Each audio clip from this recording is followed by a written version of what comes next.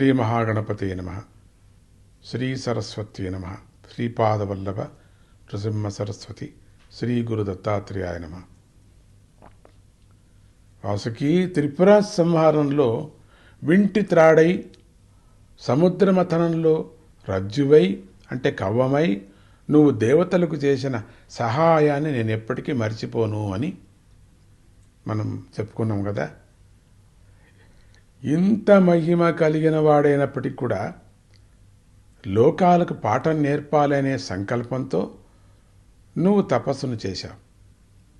నీ తపస్సుకు ఫలంగా రాబోయే కల్పాలలో నీ స్నేహితుడైన కుమారస్వామి తారక సంహారం చేసి ఈ క్షేత్రానికి వస్తాడు.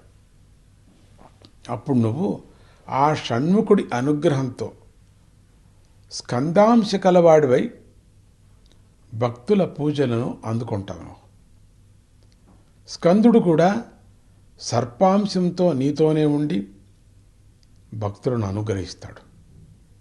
ఎవరైతే మీ ఇద్దరినీ కలిపి పూజిస్తారో వాళ్ళ కోరికలు అన్నీ తీరుతాయి. మునులు మీ ఇద్దరిని సేవించి ముక్తిని పొందుతారు.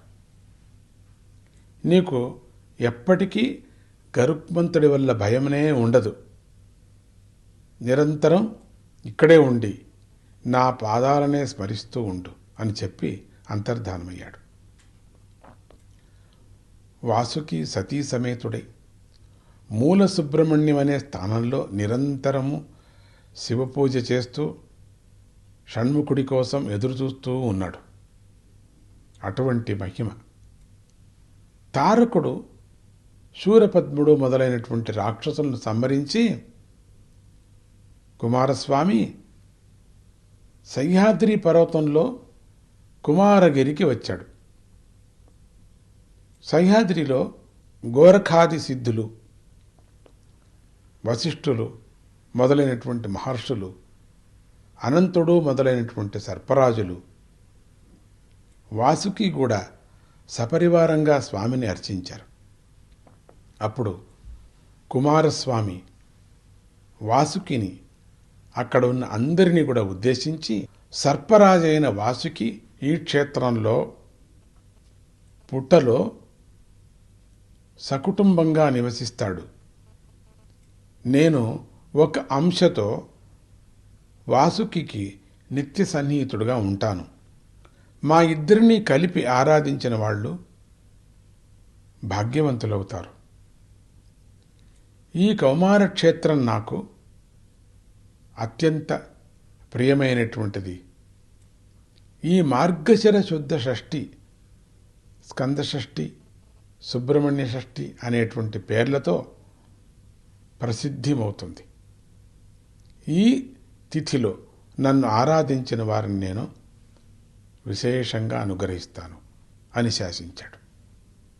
ఆనాటి నుండి స్కందుడు సర్పాంశంతోనూ వాసుకి స్కందాంశంతోనూ ఈ క్షేత్రంలో కొలువు తీరుతారు.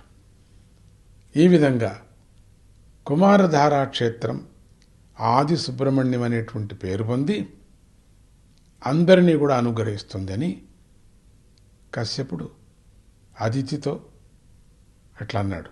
ఈ క్షేత్రంలోనే దర్పణ తీర్థం అనే తీర్థం చాలా విశేషమైనది. ఆది సుబ్రహ్మణ్యం కూడా కుక్కే సుబ్రహ్మణ్య క్షేత్రంలోనే ఉంది. ఆది సుబ్రహ్మణ్య క్షేత్రంలో సుబ్రహ్మణ్య స్వామి సర్పాకారంలో ఇప్పటికీ భక్తులను దర్శనమిస్తూ ఉంటాడని భక్తులందరూ చెప్తారు. ఇంకా ఈ క్షేత్రంలో ఉమామహేశ్వరాలయం, దాని యొక్క ప్రాంగణంలో పాంచాయతన ఆలయం, దాని పక్కన నరసింహస్వామి ఆలయం, నాగమంటపం కూడా ఉన్నాయి. ఇంత పెద్ద క్షేత్రం ఇది. జై గురుదత్త, శ్రీ గురుదత్త.